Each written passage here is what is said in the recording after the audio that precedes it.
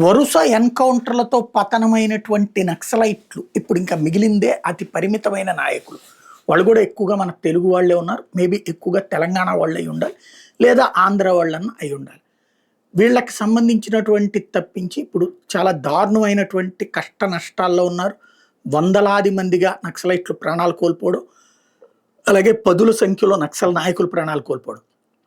దాంతో శాంతియుత పలుకులు పలుకుతున్నారు.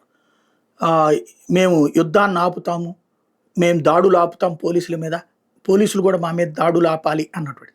గతంలో అలా కాల్పుల విరమణ జరిగిన సమయంలో నక్సలైట్లు బలంగా పుంజుకున్నారు. అదే సందర్భంలో కాల్పుల విరమణ జరిగిన సమయంలో నక్సలైట్లకు సంబంధించిన అనుపానులు పసిగట్టడంలో పోలీసులు సక్సెస్ అయ్యారు. రాజశేఖర్ రెడ్డి ఆనాడు శాంతి చర్చలకు పిలిచినటువంటి సందర్భంలో జరిగిన పరిణామాలు. ఇప్పుడు మరి ఏం జరుగుతుంది ఈ విషయంలో చూస్తే అంటే చాలా స్పష్టంగా ఇక్కడ కనబడుతున్నటువంటి పాయింట్ ఏంటంటే, అమిత్ షా స్పష్టంగా చెప్పారు, ఎలాంటి చర్చలు లేవు, నక్సలైట్లతో కాల్పుల విరమణ ఒప్పందాలు ఏమీ ఉండవు, ఖచ్చితంగా వాళ్ళ అంతు చూసి తీరతాం అంటూ ఛత్తీస్గఢ్లో చేసిన ప్రకటనతో ఇక నక్సలైట్లకి మధ్యన చర్చలు ఉండవని తేలిపోతుంది.